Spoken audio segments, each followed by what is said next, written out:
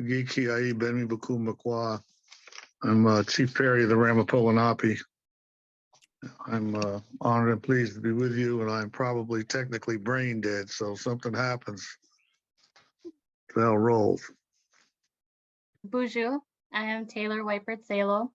I actually have grown up on the Fond du Lac Reservation in Minnesota.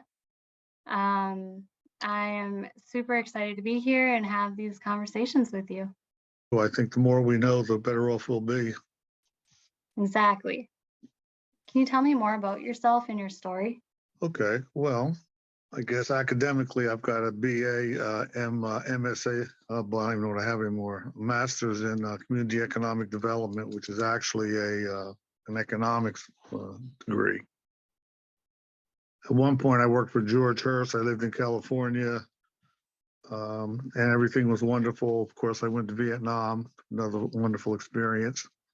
Oh, miigwech for your service. Yes, it teaches you how not to wet your own clothes around other people. So, I could that's not a good thing. say that my grandpa is a Vietnam War vet as well. And thank you, Grandpa, and everybody else. I think thing is, congratulations, you made it. Because I think in everybody's heart was really, can I get out of here and get home? So of course that was an experience. And what happened was I was working. Actually, I was living in California. We had me and my brothers. I had three brothers. We had a nice townhouse a couple blocks off of Sunset Strip. This was back when everybody was a hippie, and it was like real fun. The good times. Yeah, when I got drafted. Anyway, after when all was said and done, my grandmother and my aunt raised me. Both of these women were very socially conscious women. Very much. I mean, my aunt started with the ladies union, garment workers or union. You know, look for the union label. She just about stand up, stand out of attention whenever she heard that. Right. So they were like very, very much strong women. And then like I said, as I got a little older, I decided to come home because they really needed somebody to be here. Retiring on $300 a month was not feeding two old ladies that worked themselves to death all their life. Right. So I decided to come home. And I sort of watched the tribe from the sidelines. And then for a while, I was sort of worked with 4 or 5 people with the tribe that were really more like point people. And eventually, somehow, through sort of no doing on my own, I ended up being the chief. And how does that happen? Well, initially it happened because the women sort of identify who they want. So if the women decide you're going to be the chief, you're going to be the chief. Yep. And it's sort of been one long historical struggle. Just in terms of I think the tribe now, we could safely say we're at the end of a quiet genocide. And we're looking for a renaissance moment here. One of the reasons is I don't think most people are aware. 200 years before there was any sizable influx of Europeans west of the Mississippi, we had lived with these people for 200 years. By the time they actually saw all these beautiful folks out there with the horses and the beads and the bonnets, we had telegraphs, trains, and a bunch of ugly people, and so it was just a different scenario. Mm-hmm. I thought it was interesting. I was told a story by some of our elders at the time when I guess it was Buffalo Bill, or they did the Wild West shows, and the folks looked so magnificent coming with him. Folks got some gorgeous regalia. I mean, you can't beat it. They look like Indians. Right. And our regalia pretty well looked like camouflage. Oh boy. So people were going, what kind of Indians are you? It got so bad that you see those Halloween bonnets with the different colors? These grown men actually made bonnets like that and said, well, how you like us now? Because it became almost contentious because they were saying, we don't wear that. So that we wear what the environment is, But the bottom line here with the Ramapoughs is it's been a struggle. The history of the tribe really is we withdrew from the Iroquois Confederacy to support what was then the rebels, George Washington and the Continental Army. Why did we do that? Because their ideals and ours matched. They were talking about humanity. They were talking about equality. They were talking about the need for everyone to be respected and the earth to be respected. So we allowed George Washington at the time to place 5,000 French troops in the Ramapo Pass. That literally made it totally impossible for the British to be able to win the initial parts of the American Revolution. So now that's a mouthful. Why was that? Because the only way the British could be reinforced and supplied was either off the Atlantic Ocean or march them down through Canada. In addition to eliminating any kind of strategic surprise and or advantage. You know, our stories don't stop at the borders, and we have people all over the world that shares these similar stories. Absolutely. You know, and as you were talking about that, that just kept, you know, rolling through my mind, and I appreciate you sharing that. No, I think what it comes out to, if I just finish that little bit, and you'll see it does resonate globally. The first 900 cannonballs fired in the American Revolution were made from Ramapough-Lenaape iron deposits.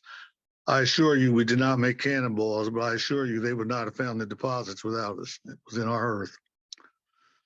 The chain across the Hudson, everybody so up about here in the east, was made from Ramapough-Lenaape iron deposits. The Capitol Dome and the Lady of Freedom above it were made from Ramapough-Lenaape iron deposits. When there was success in the American Revolution, the very first thing that George Washington did was to enslave my people. There were no numbers of, yes, there was Africans on the continent enslaved, but they were more like private 1 or 2 people. It wasn't an economic thing. So in other words, George Washington double-crossed the people that made it possible for him to be successful and completely wrote us out of the American paradigm, for which we are still suffering to this moment. And just recently, in June, everybody's got documents, but when we don't know what kind of Indian you are, because you know where we are? We're in Manhattan. We're in metropolitan New York. Ain't nobody care. I don't want to be disrespectful. Nobody cares if you're in Montana or someplace. Right. That's where you go and visit for 2 weeks and go home. Just being ignorant New Yorker, you know what I'm saying? Yeah. So anyway, we're still looking at that. So just recently, we actually had the Sloat family, which are actually some of the descendants from the people that hired George Washington, return a land deed to us that very clearly states where whoever those people were that he got the deed, they named the tribe, they named some of our tribal families. The point is this: just by looking at the map, at the deed, there is no question whatsoever. Without our assistance, there'd be no New York, no New Jersey, and no United States of America. And what we got is what we're getting now. We've been eating dirt from day one. They've actually turned around, and I think a part of this failure to, there's a lot of good-hearted people, but I think part of the failure to, they wrote us out of the paradigm. I think part of it is because ultimately George Washington is going to fare like Columbus. Mm-hmm. Another thing people don't really know about George, think about it, he's connected to, that name's connected to a lot of powerful think tanks and et cetera, foundations. Another thing a lot of people maybe not be aware of, Princess Diana is actually apart from his family tree, the Stewarts or whatever they are. Oh, wow. Whatever George Washington was, the bottom line is this: that particular part of the royal family was considered kind of trash. My guess is they probably said, why don't you go to America and get a job? I don't know what they said, but that's about the flavor of it. So Right. It sort of leads us to where we are today, and we're moving forward incrementally, but it's very, very difficult because even right now, since 9/11, we've had sort of a renewal of a land grab. A lot of people in Manhattan are figuring what they paid for at one point, I think, in Manhattan. You live in Manhattan? I do not. I actually am in the Midwest in Minnesota. Okay, well, you're blessed because at one point, some of the apartments I were in, the hallway cost them 100,000. So now these people with this sort of global money since 9/11 have decided they ought to come out here and then we can leave. Oh, And wow. that, Can and I, that's yeah, sort of what we've been dealing with. uh, We're can in I, Minnesota. actually in Duluth, Minnesota. Okay. Yeah. And then I was going to ask you, where is the land grant that you were just talking about? Well, right now we just had it. Thank God we had it. It's being kept by the Bartel Pell Museum in the Queens, and we're making arrangements for the Smithsonian to get a hold of it. Oh, wow.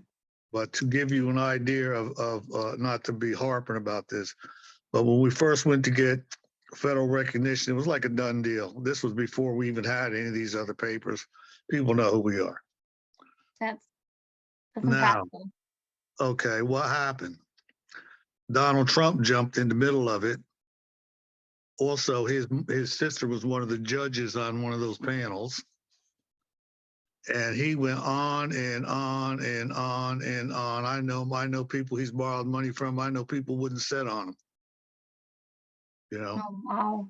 And he's the one that interfered because he was afraid. And we were going to open up a casino, and that would have killed him off in Atlantic City, about 3 hours away. Mm-hmm. The thing was, and you can appreciate this, I'm sure, about your own elders. When they first found out that he killed us off because he wanted a casino, they actually said, wow, no wonder he's rich. We didn't even know you could have a casino. So he sort of Wow. did a preemptive thing, and then he went on and on and on with that. Fast forward until about maybe five, when Christie was in, New Jersey governor. Mm-hmm. So we went down, enhance our standing, and go forward and get this recognition the world needs to qualify you. And lo and behold, Senator Whaling, this is checkable. He's the head of the Gaming and Cultural Committee for the New Jersey Senate. He said the governor is not going to sign off on any paperwork to help you get recognition because he doesn't want you to have a casino.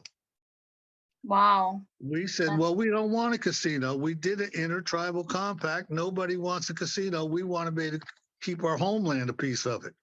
Mm-hmm. This was the response, and I know it's recorded. I think we might have it on tape someplace.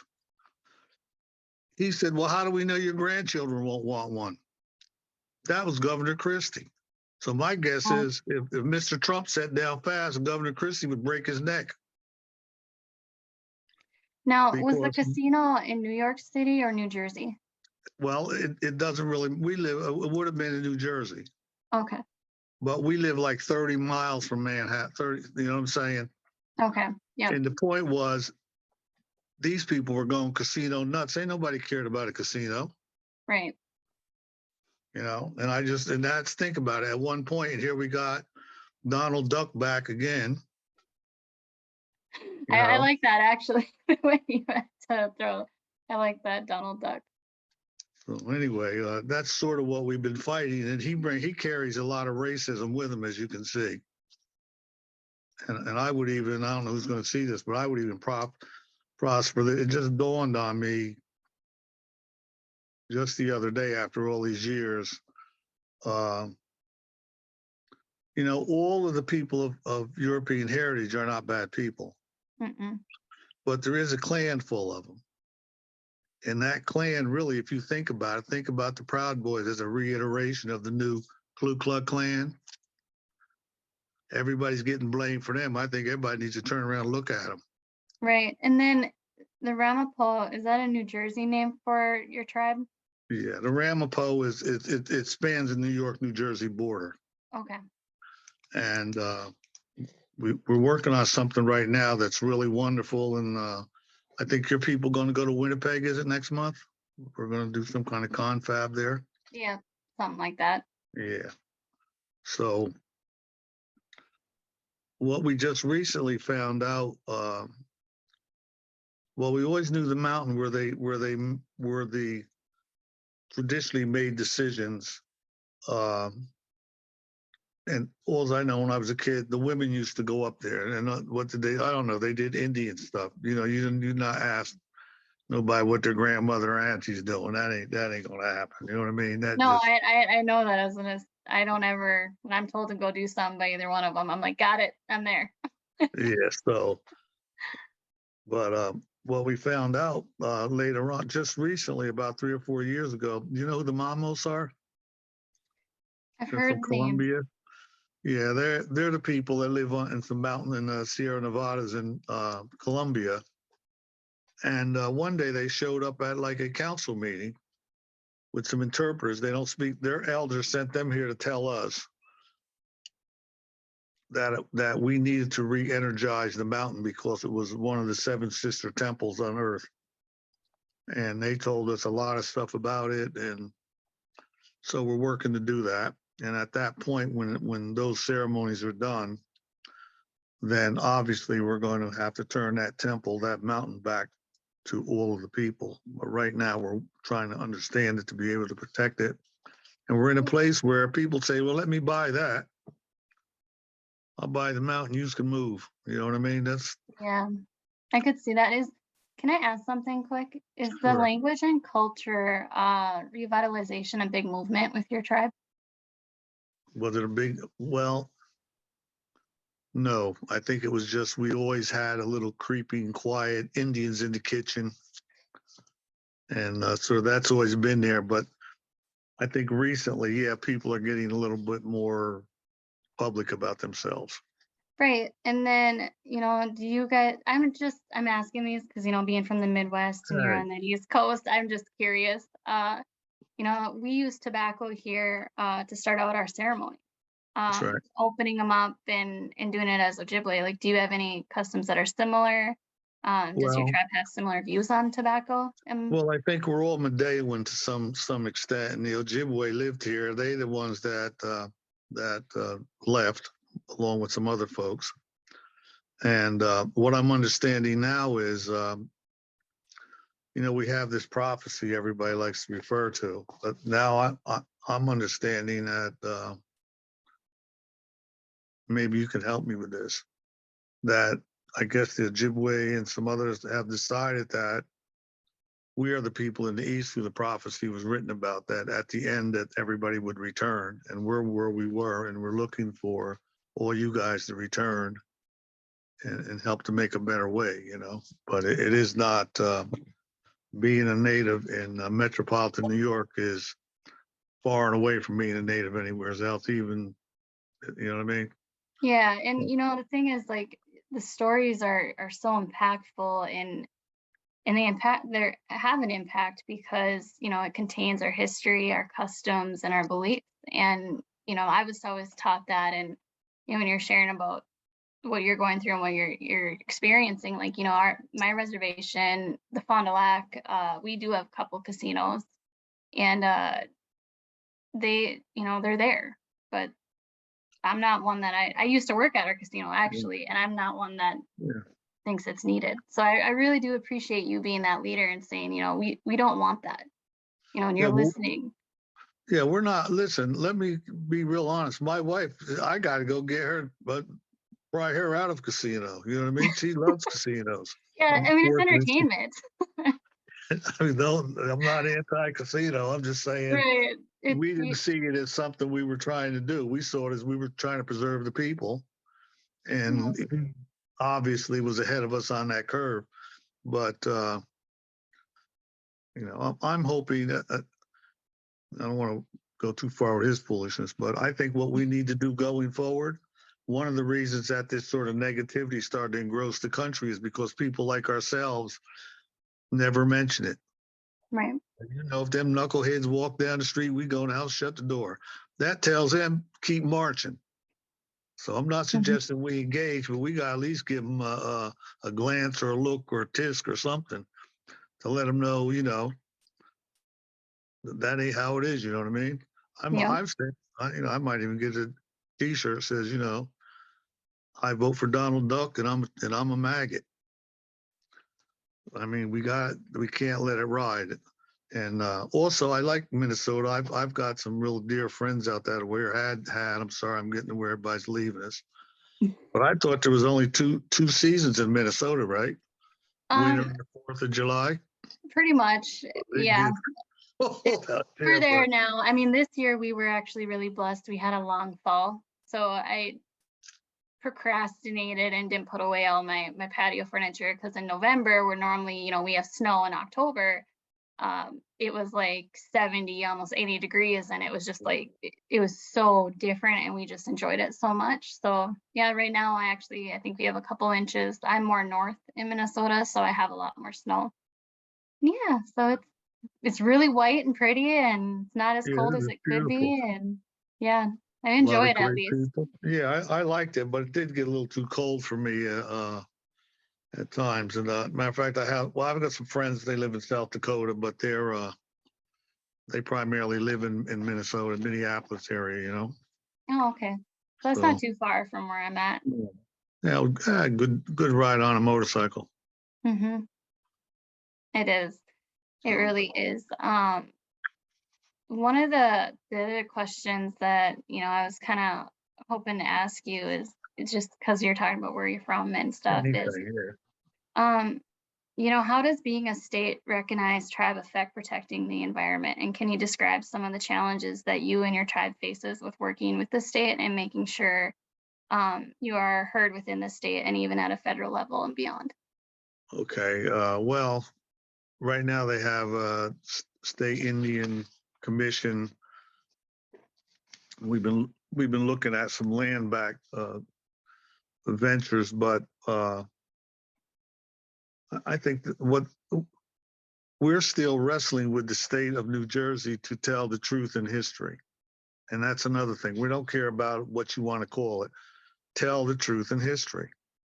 So Mhm. recently, we're actually working with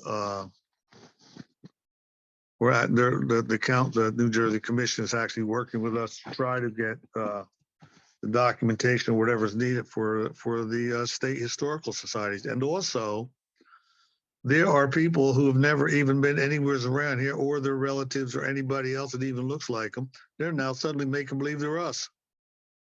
They're running around with C-Pain and all of that. You know, come on. The only people that really do that is that small group of Klan people and knuckleheads that they hire. But I'm saying that's what I'm seeing is an incursion by so-called natives. And I don't believe they are natives. Um, who are pushing a lot of racial agendas. Uh, and there again, it goes back to casinos and this cannabis in the New York area. There's another land rush. So my guess is whoever's out there, maybe their annual income petered off at a few $1,000,000, so they're looking to push us out. Right. So I say, hey, you hire a couple guys that you think look like Indians and send them out here and let them show themselves. That's what they've been doing. And then another one is, what do you think about how the American school children are taught about the Native Americans? Well, I just mentioned it with the Historical Society. I think we need to have truth in history, simple truth in history. And I know as they have written us out of the paradigm from day one, they have damaged everyone in the country with their current history. You know, I, I agree with that, and that's why it also, shares and carries on to why, these stories are so important, and being exactly. passed down from generation to generation and sitting down and talking with your elders and listening, you know. Absolutely.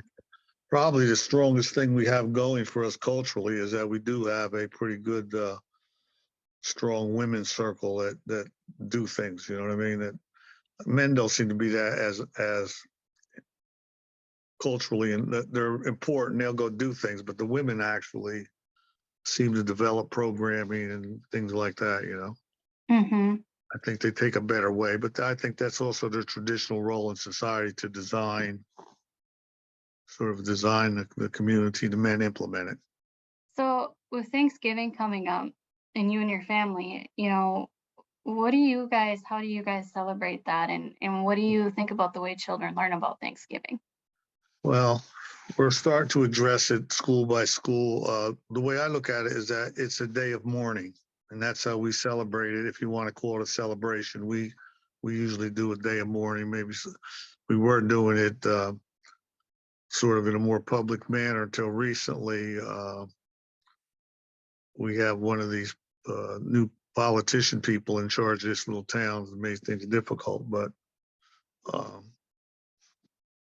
like I said, it's a day of mourning. What's it to celebrate? Well, Celebrate that George Washington double crossed us. You I know what I agree mean? with that, and I actually had to have this conversation with someone that I know.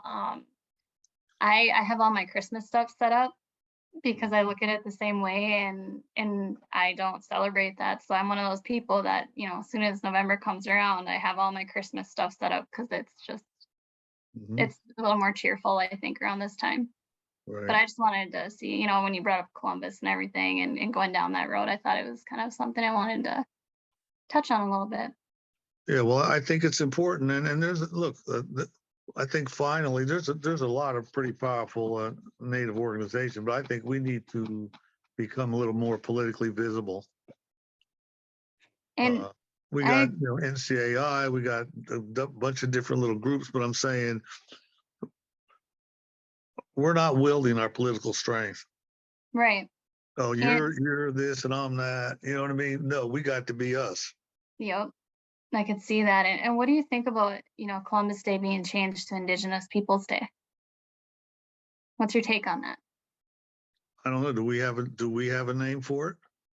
I know Um, in Australia they they stopped wanting to be called Aborigines. Now they want to be called Origines because it was already. I'm just saying, what would our ancestors have called that? Celebrate that. Every well, tribe. every day should be a celebration is, how Yeah, I see it is it's not just, yeah. get Columbus Day should just be, taken off and every day is a celebration. And think But about it. Every tribe, every single group of tribal people in the country, I would even say outside of the country, their tribal name all means the same thing, the people. right. So can we come up with something? Should we just, is there a generic term we can call it the People Day? Or use English so other people know what we're talking about? Right. And then there's far more women's equality in Native culture than in the US culture. What can Americans learn from the Native culture? I think you just said that women have actually so much, we need each other. Women have so much more to give into society. Women create, and you also create life, but you create. What I find fascinating is I'm told that all women carry the water of the very first woman. That's that's profound. That's almost beyond uncomprehension. And so my point is we should respect each other. Guys implement, women create. An example I use for people who have a heart, think of it like this. If we needed 100 pair of socks and you picked any three guys on the street and said, here's the money, I need 100 pair of socks, probably within an hour you'll have 100 pair of socks. You pick any three women on the street, give them the money for 100 pair of socks, you may not see socks for 2 or 3 days if you get them that quick. Now, why? Because guys then bought the socks. Women want to know what kind of socks, what's the material, are they going to have elastic, what kind of footwear. Now, when you get done, everybody wants your socks, and then we threw away half of the ones the guys bought.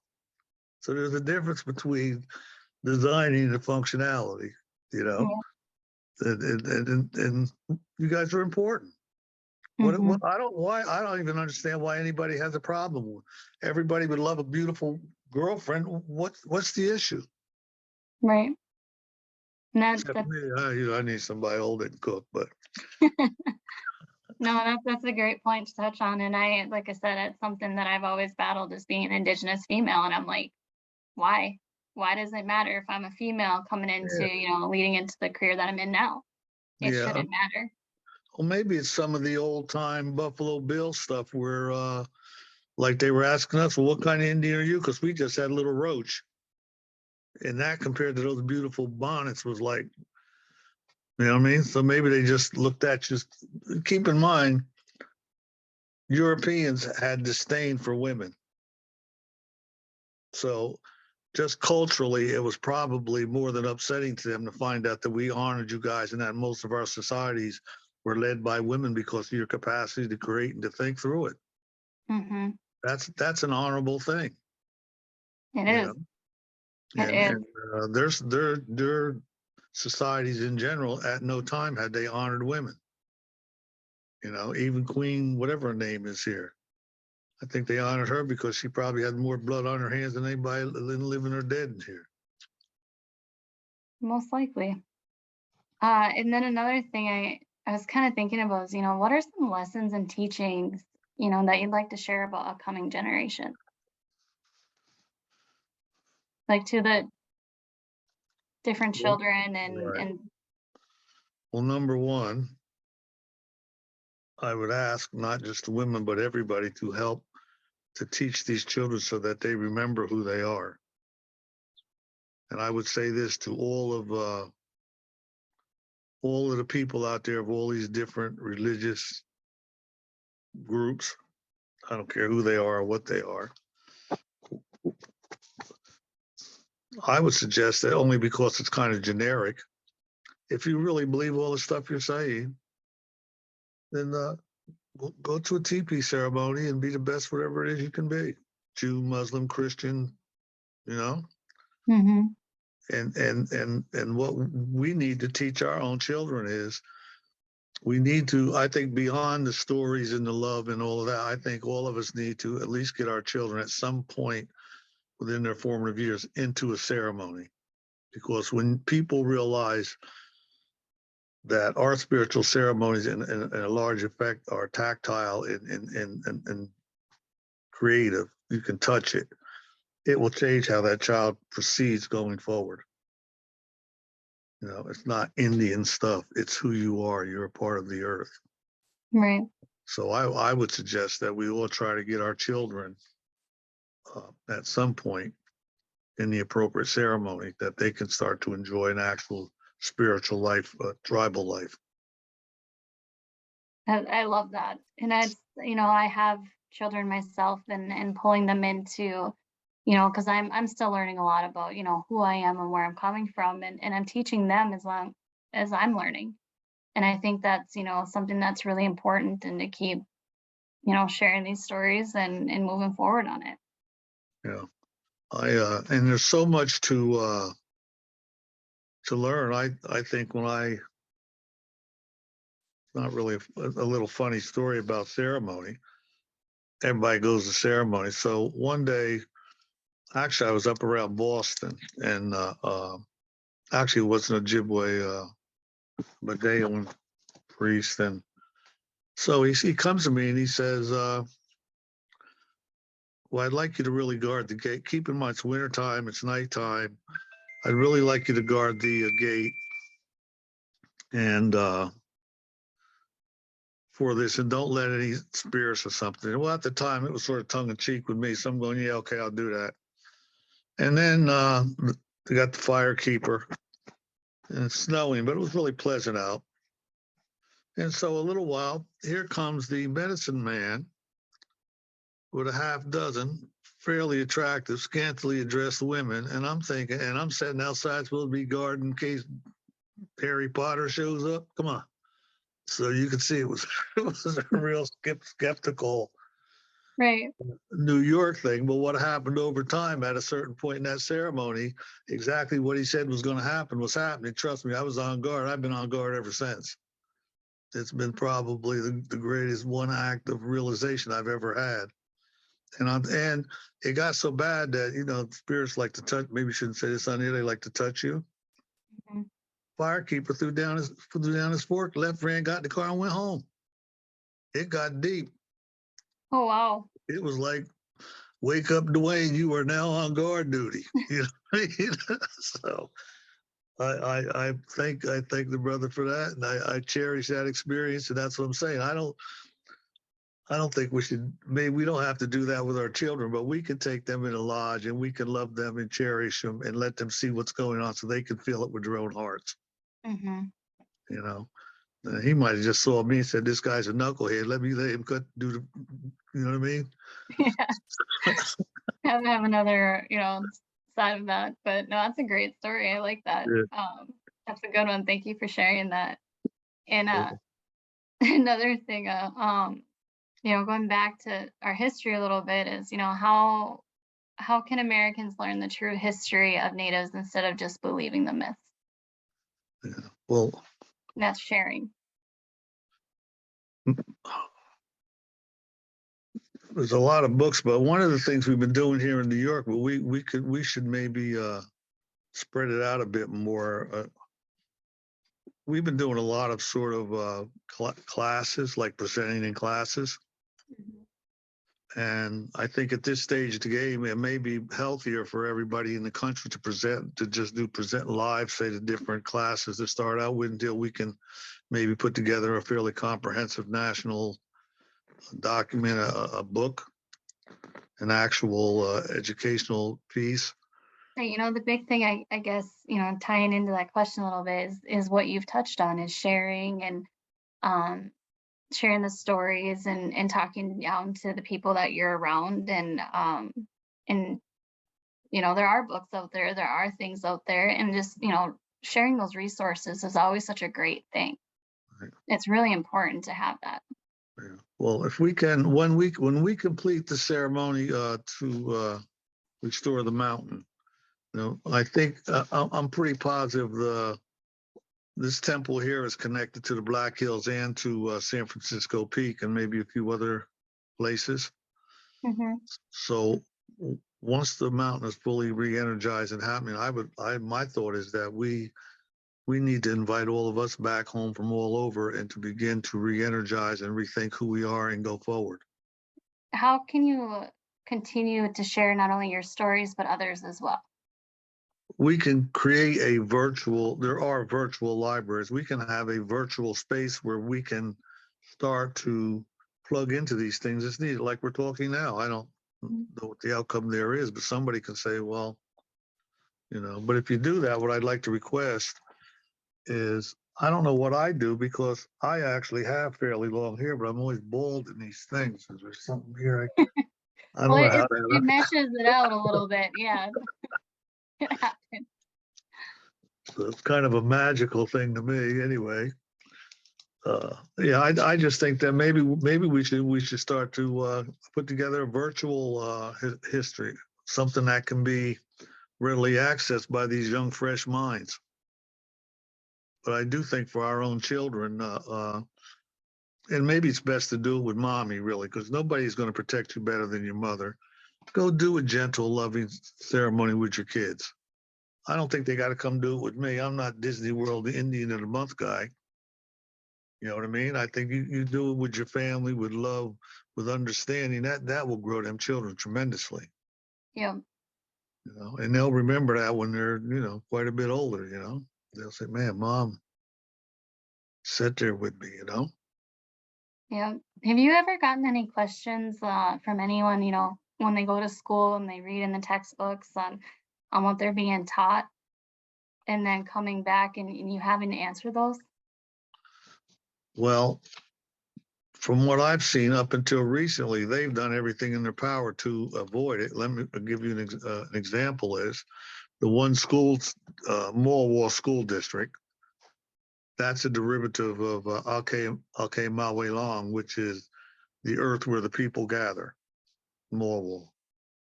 Up until maybe last year, even, they were encouraging our children to drop out of school in 7th or 8th grade. Oh, wow. And then the interesting, what makes it even worse is, then the interesting thing was the town was offering our people jobs that are paid pretty good, driving snow plows, all that arm out the window truck driver stuff. But my point is this: If the only place you can get a job paying that with a 7th or 8th grade education is with the town, then you're an indentured servant. And just recently, the town has stolen maybe as much as 90 or 95% of the property where the people live through zoning manipulation. I said, how does that work? Well, everybody in the tribe had 3-4 acres or so because they want to give it to your kids so you can have one, you know, you ain't got to go nowhere. Mhm. And the town changed it and said, you have to have 5 acres for one house. After primarily everybody in the tribe liquidated their holdings because they weren't going to pay taxes on something they couldn't give their kids, they changed the zoning back to 1 acre per house. That's like Jim Crow with a tuxedo on. And when you go to look at that in court, people look at you like, well, it's not, we're losing our homes. Right. It's a serious situation. So, you know, it's, I don't know if that has anything to do with what you asked, but, you know. Okay, well, how about do you see any progress in how, people are portraying Native Americans, in removing the symbols from Yeah. sports teams? Yeah, I see a lot of that going on. I can remember initially uh, we addressed that issue with some people in the county and the state, and there was actually people who were really hostile about it. But I see now a lot of people are taking it up on themselves. I mean, change the parameters. Supposing you had a Hasidic guy there and called yourself the Hebes. They'd flip the heck out. Another thing is our people do not advocate for each other. You're in trouble, I read about it and go home. We need to start standing up and supporting each other. You know, and that we have a big deficit there. My tribe, yours, no, it's us. Hmm. So, you know, I'm hoping that in the near future we're going to be able to start to tag on that and move forward. I like that. That's a great thing to add. Being out in the public and a great leader, what are some accomplishments that you're really proud of that you've been a part of? Staying alive. Uh, Well, that's a good one because these are so well. Right now, we are more than proud that we are having the Tahitaway, the mountain we spoke about, return to the tribe. That's awesome. Yeah. So that's probably a major accomplishment. I would also like to say this, and this is another thing of cultural misappropriation, but this time inadvertently by Black people. The tribal women, the Ramapo women, integrated the first school in the United States 11 years before Brown versus Board of Education. Now, let me be real clear. I understand where there was some confusion. At the time, Thurgood Marshall helped them. Thurgood Marshall was considered a rebel rouser, and nobody wanted to be messing with him. Case closed. Just like in the NACP. The NACP at the time was going out of business. So what you had was an organization going out of business, a rebel rouser, and you had about a half a dozen plus Ramapo women that got together and forced the integration of the Hillburn Elementary School 11 years before Brown versus Board of Education. That is a mighty accomplishment. And then to add the fact that it was Native women. That's you're talking about something like 1954 or something. That's a reality. Hmm. And my fault. I chickened out here a couple years ago. The people from from his Thurgood Marshall's alumni. It'll come to me when I get home, right? Anyway, they came up here. These brothers was actually absolutely beautiful. Had their little suits on, Easter parts. You know what I mean? They going to a first class school. They're dedicating this to Thurgood Marshall. I'd have it hard to tell. Brothers ain't had nothing to do with this. You know, Right. so in a way, I didn't even speak up because I'm going like, man, they traveled all over. You know what I mean? They're Hmm. overjoyed here. It had nothing to do with them. So there again, that history is more than provable. You know, I've sat on a couple of boards, and then people didn't even want to hear the truth. Right. You know, so I think that in itself is a major accomplishment, not only for our people, but I think for all of the Native women in particular. But that's a heck of an accomplishment. Think about it. They didn't even want you to come vote. They didn't want to Yeah. hear from you. You're one of those people. I You know, in know? both ways. Yeah, exactly. So yeah, I Um, think that's been a great accomplishment of the folks. And getting the mountain back, I'm hoping maybe by this time next year, you and some of your folks will be out here going to the mountain, and I'll be somewhere in Minneapolis saying don't go over here and drink. yeah, can you let me know exactly where that mountain's at so I can make a trip there and check it Yeah, out? That would be absolutely. really, really Yeah, neat. yeah, it's right on the New York New Jersey border. And the mountains out here are not really mountains; they're more like hills comparatively. But from the mountain we're here, you can look over Manhattan Island very clearly. It's you know So so the town of it, is it closer to Manhattan Island or is it if it's on no, the it's border? still 30 miles away. Okay. Uh, So and to what give you town is some, it in? it's in New York right now. It's in Hillburn, Hillburn, New York, Okay. which is on the border. Literally, there's tribal land there that one foot can be in New York, the other one in New Jersey. We've actually had to, the history of the mountain was when I was a kid, like I said, the women used to go into the forest and do Indian stuff. Now that leave it at that. As you know, you're not going to ask no elders what they're doing. Then I think it was around 64, 63, 64, something like that. They started Okay. burning crosses up there. Now you could see that cross burning for probably 30 miles around. Oh wow. Yeah, exactly. And then obviously nobody went up there for a while. And we went up there for a number of years. And then when we started going back up there, obviously it had turned into beer bottle heaven because people were taking four-wheelers and whatever up there, and they was busting bottles off of the stones and painting American flags on this, and sort of and that was the state we found it in a few years back. So we've been reclaiming it. But and I'm glad to see that not only that, I think that spiritually we're going to be able to lift it back up to where it should be. And one of the things I found interesting while working on it, and I got this, I didn't get this from the Mamos or any of our people. I actually got it from I think Nat Geo.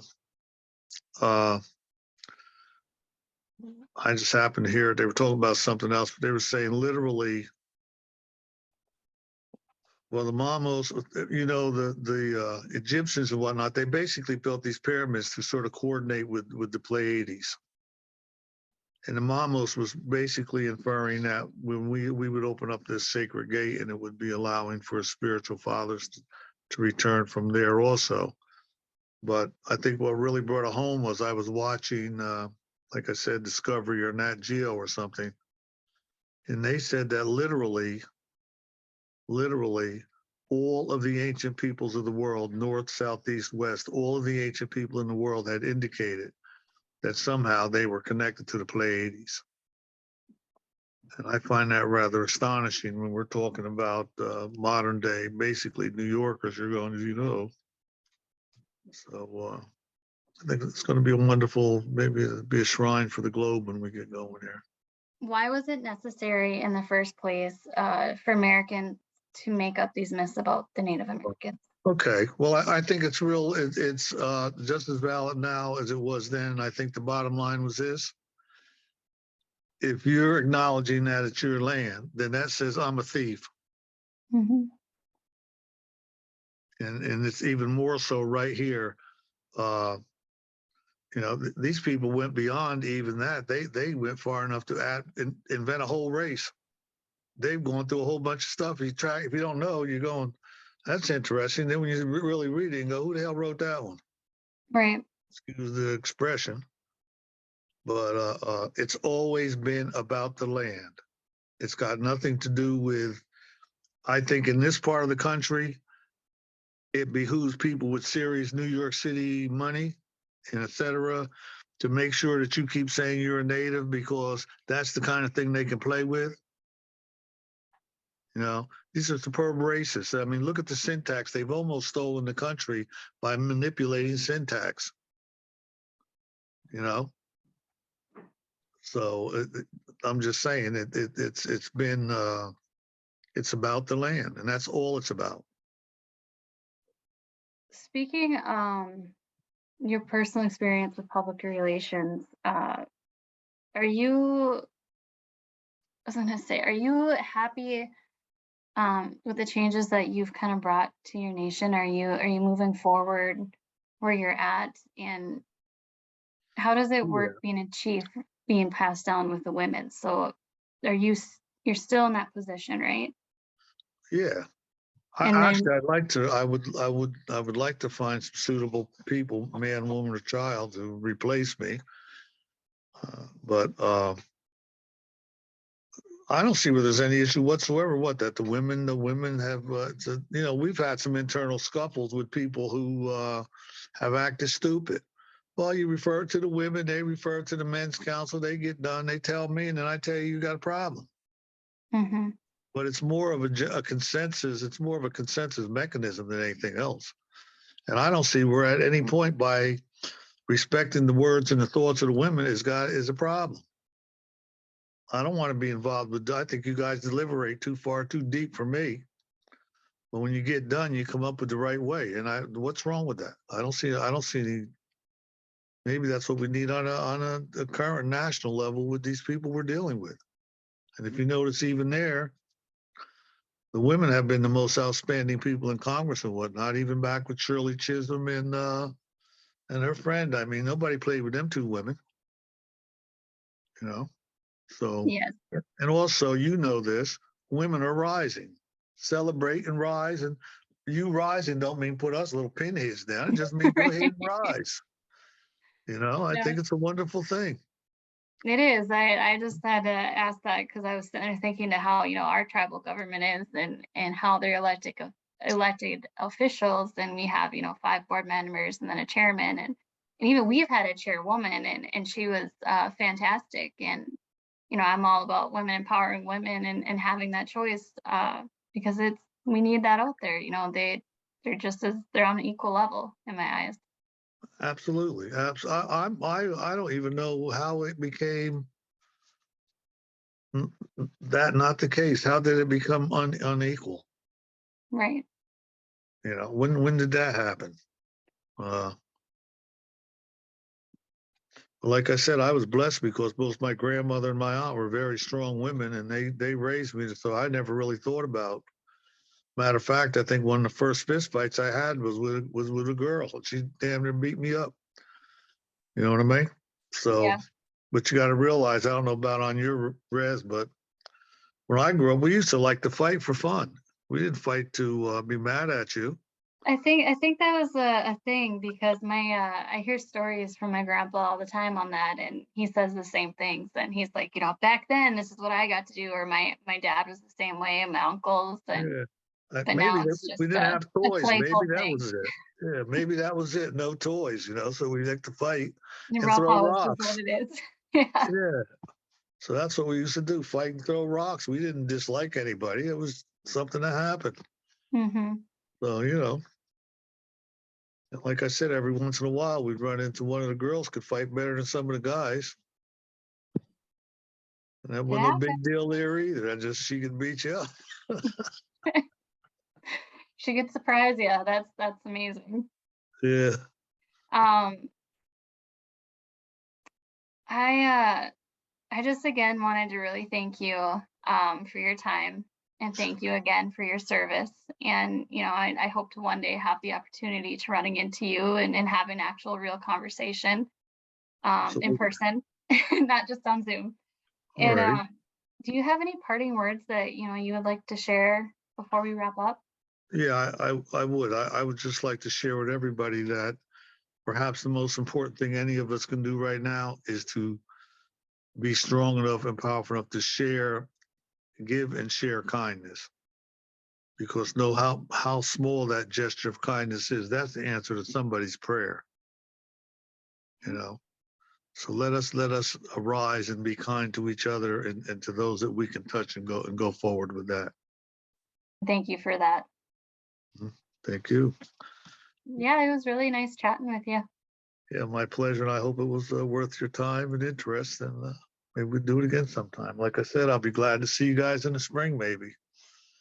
It was really, really fascinating, and it was definitely worth the time. Miigwech. Which, I see, you wish.